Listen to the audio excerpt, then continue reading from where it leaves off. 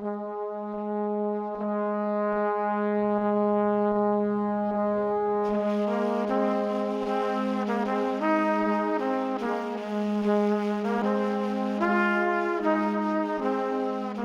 río Arauca recorre los municipios de frontera entre el departamento de Arauca, en Colombia, y el estado Apure, en Venezuela. Durante años, la región ha tenido un fuerte control territorial de los grupos armados, especialmente de las guerrillas de las FARC y el ELN, y en los últimos años de las disidencias de las FARC. El Estado ha tenido una presencia principalmente militar, pero no ha logrado dar respuesta a las necesidades y derechos básicos de la población. Las comunidades de colombianos, venezolanos y colombo-venezolanos viven en medio de las acciones y de los intereses de todos los actores, y de la indiferencia de los centros de poder y los gobiernos nacionales de los dos países.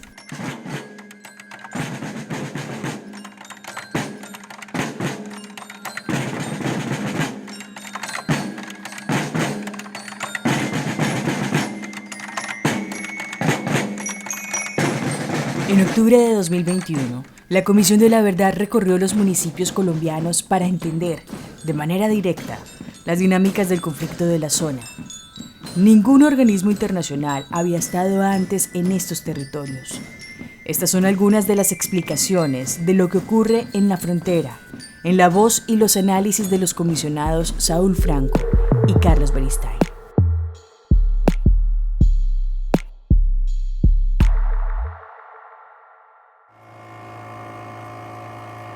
Yo creo que sería ingenuo desconocer la enorme presencia histórica que han tenido aquí en el departamento de Arauca, tanto las FARC como el ELN, y una presencia ante esa ausencia que la gente pues clama y se le sale por todos los poros y en todos los temas, todas las áreas, la ausencia del Estado, el olvido estatal, y que yo he agregado pues esta cuestión del olvido social. Si hay ese vacío, eso se llena de alguna manera, y las organizaciones armadas captaron eso, y yo creo que eso los llevó a tener una presencia muy, muy consolidada en la región, no por la capacidad, digamos, de la conflictividad armada, sino por el control de la vida social en el departamento, y yo creo que eso en mucha medida sigue actuando. Esa es una demanda que hemos escuchado, a veces de una forma muy abierta, a veces de una forma un poquito menos explícita, ¿no? Por la dificultad que tiene también hablar de esas cosas de una forma pública, pero creo que esa es una demanda del territorio, ¿no?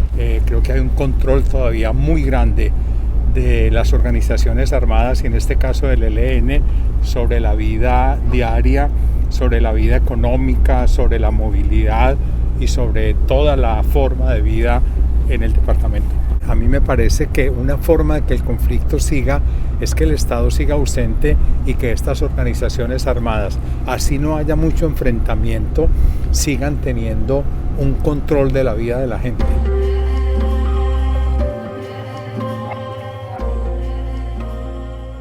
Aquí toda esta región, digamos de Boyacá hacia abajo y prácticamente todo el centro del país hacia abajo, esto aquí lo llamábamos territorios nacionales, y era una cosa absolutamente amorfa, era un montón de tierra, de selva, ¿no? Todo lo que no era andino. Todo lo que no era, exactamente. El país prácticamente empezaba en Boyacá y empezaba en el Tolima y empezaba en el Huila, pero todo el resto de la parte centro y sur, especialmente oriental, eso es lo que llamamos territorios nacionales, y no tenían una identidad, sino una cosa muy vaga que se llamaban intendencias y comisarías. No tenían estatus de lo que llamamos departamento, que ya pues es una figura, digamos, político-administrativa fuerte. Arauca empezó a ser departamento con la Constitución del 91. O sea, Arauca lleva 30 años como departamento, o sea, en este término político-administrativo está apenas empezando prácticamente, y eso hace, insisto, que para el país no tenga una identidad grande. Por eso insisto yo que no es una cuestión solo del Estado y de los medios, sino de la sociedad que ha tenido estas regiones como hermanos menores, y no solo menores, hermanos inferiores y muy lejanos, como si no fueran país. Y aquí también hay que tener en cuenta, la gente aquí en Arauca se sentía más venezolana que colombiana. Aquí cantaban el himno nacional de Venezuela, ¿no? Y a mí eso no me pareció una herejía, sino si ellos eran donde se sentían con mayor posibilidad, con algún acceso en salud, en alguna cosa, pues tiene lógica. Bueno, todos los territorios de frontera en general son territorios en los que las migraciones son muy frecuentes, ¿no? La frontera no es una línea, sino es una zona que abarca dos países, ¿no? Es casi un tercer país entre los dos países porque la gente tiene relaciones familiares, comunitarias, económicas de un lado a otro. Hay dinámicas culturales conjuntas, ¿no? Y en este caso, la frontera colombo-venezolana, además con un agravante, y es que, digamos, esa forma de vida comunitaria es invisible desde los estados centrales, porque las fronteras son como lo último del país, lo que casi no cuenta, lo más desprotegido o lo más dejado, ¿no? Realmente, en mucha parte el protagonista en la región es el río. El contrabando de gasolina en la frontera es otra cuestión supremamente importante. Lo he visto mucho aquí en Arauca, lo he visto muchísimo en el Catatumbo, ¿no? Que esos flujos de gasolina, pero que no son pues cosas de 2 o 3 pesos, es una cuestión multimillonaria y que depende además pues de las condiciones políticas y económicas de los dos países para aclarar en qué sentido es el flujo, pero yo creo que ahí el río le ha tocado también cumplir esa tarea y yo creo que el río ha visto pasar mucha gasolina en ambos sentidos a lo largo de esto, y todo esto pues insisto hace parte de esta compleja red de la realidad regional y en nuestro caso analítico de la realidad del conflicto en esta dimensión binacional. Pues son territorios que en general políticamente no cuentan, ¿no? Y en los que lo que predomina muchas veces son los estereotipos, una visión estereotipada de la realidad, ¿no? Que es muy rígida y que en este caso además no solamente es un estereotipo, sino que es un estigma, ¿no? Es decir, el estigma es una marca moral negativa, en este caso contra todo un territorio, ¿no? Acusándole, o sea, convirtiéndolo casi en parte del crimen, ¿no? Y lo que hay una reivindicación, por lo menos para mí, determinante de la gente es una reivindicación de respeto por su dignidad. Quien termina pagando el pato, vamos a decir, de esos estereotipos políticos es el cierre de la frontera, es la alteración de las formas de vida entre la gente, ¿no? Es la criminalización de las relaciones con el otro lado, ¿no? El único Estado que han visto son las Fuerzas Armadas y, como hoy nos decía una de ellas, queremos que venga el Estado, pero el Estado es el agua, ¿no? El Estado es la educación, el Estado es la salud, ese es el Estado que queremos, que necesitamos también para evitar que los jóvenes se vayan a la guerra, ¿no? Y también para tener un desarrollo en las comunidades, ¿no? A mí me impactó mucho cuando estábamos llegando esta mañana a La Reinera, ver cómo el río se está llevando y uno espera, si uno vuelve en 6 meses esto no va a ser lo mismo, ya el límite va a ser muy distinto. Y lo que ellos nos decían, lo que era antes un cañito, un pequeño caño que atravesaban en verano caminando y en invierno dando unos cuantos pasos entre el agua, ahora es río, o sea, el río tiene una potencia supremamente grande. Y quiero señalar que se debe en parte a la fuerza de la naturaleza, pero hay que señalar también la actividad humana frente al río. Ellos se quejan mucho, por ejemplo, que han pedido mucho que se haga dragado del río y no se ha hecho. Y que se ha ido sacando, digamos, el fondo del río, o sea, el río ha sido alterado. Hay algo que la gente ha señalado en todos los encuentros que hemos tenido. Uno es la estigmatización, obviamente, pero antes que la estigmatización, la desprotección.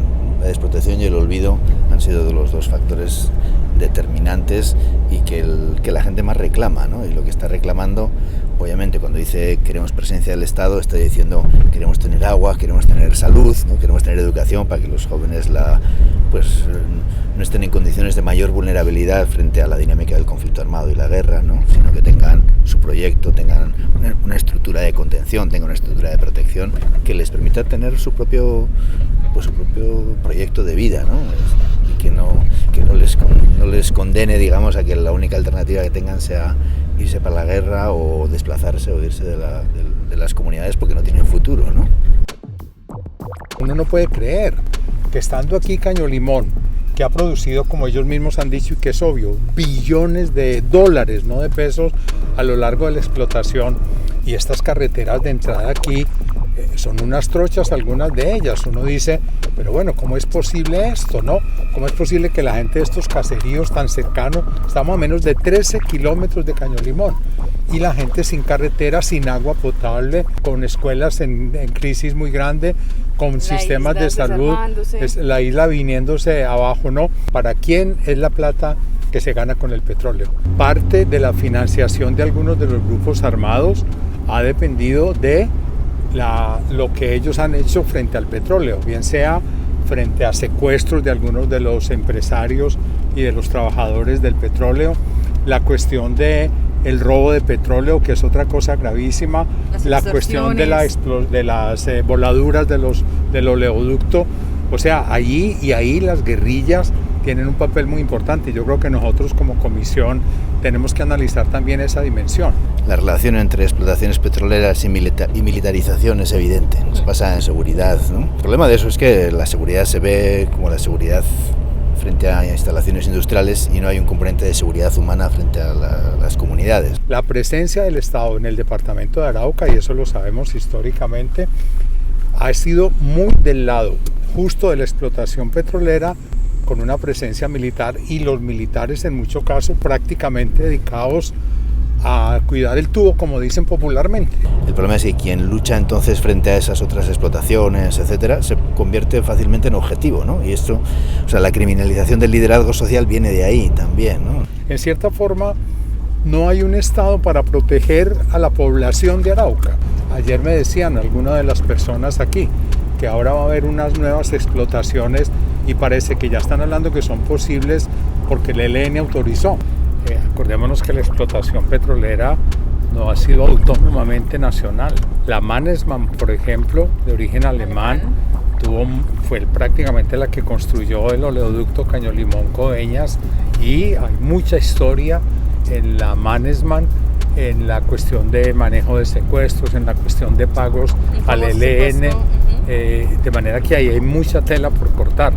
Pero además también tenemos que hablar de la Texas Petroleum Company, y tenemos que hablar también ya a nivel nacional de la British Petroleum. O sea, estamos hablando de los Estados Unidos, estamos hablando de Inglaterra, estamos hablando de Alemania, y yo creo que en esto que estamos tratando de trabajar en la comisión de las dimensiones internacionales del conflicto armado, creo que en este capítulo específico, en este tema mejor del petróleo, creo que tenemos que mirar con cuidado eso, porque ahí hay responsabilidades, hay dineros, hay estrategias, y en la alianza ya pues de estos países con la fuerza pública, concretamente sobre todo con el ejército colombiano, ¿no?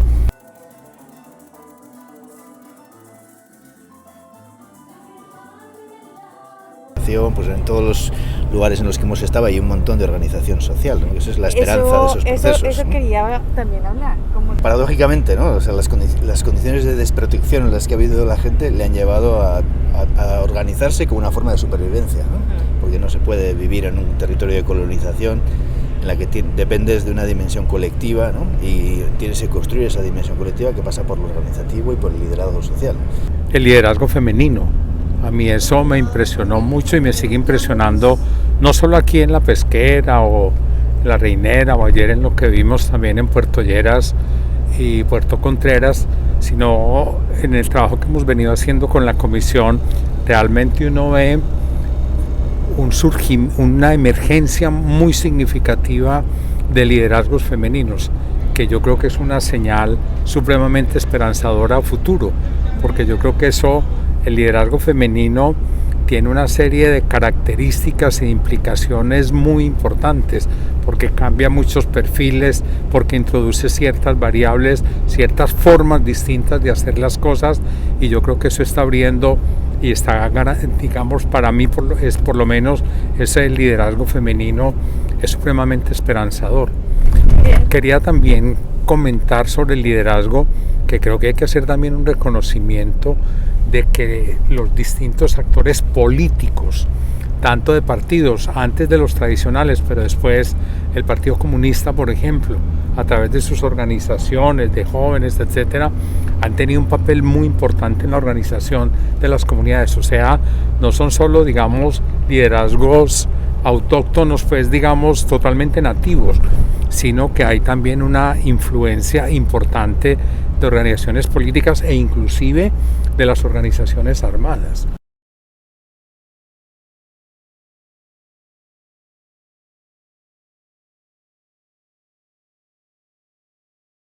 Si hay algo que está deteriorado en una guerra es la confianza. A veces la confianza entre la propia gente y desde luego la confianza en las instituciones y mucho más la confianza en el Estado, ¿no? El hecho de que la comisión haya llegado a los territorios, haya ido por el río, esté visitando, escuchando, ¿no? Pues para la gente es un acontecimiento, ¿no? Y nos decían, bueno, esto es como el cometa Halley, que pasa una vez cada 200 años, ¿no? Y a la vez, pues es una alegría, una acogida también para nosotros. Y también creo que el hecho de venir con otras instituciones, ¿no? Naciones Unidas, MAPOEA, etcétera, pues supone primero, digamos, un acompañamiento a todo este proceso y también dejar un lazo con la gente, ¿no? La comisión pues va a tener todavía una vida de unos meses más, ¿no? Pero después estas instituciones quedarán en el territorio también y fortalecer esos lazos, el conocimiento, la relación con la gente también es una cosa muy importante y creo que es parte del aporte de la comisión para ello, ¿no? El conflicto armado en Arauca no solo ha continuado, se ha recrudecido y su violencia ha generado fuertes daños a la población civil como masacres, asesinatos selectivos, desplazamientos, desapariciones forzadas y capturas ilegales, entre otras afectaciones. La Comisión de la Verdad continúa su investigación y su trabajo para el esclarecimiento de la verdad, para facilitar la comprensión y el reconocimiento de lo que ha estado ocurriendo y para buscar garantías para la convivencia pacífica y la no repetición.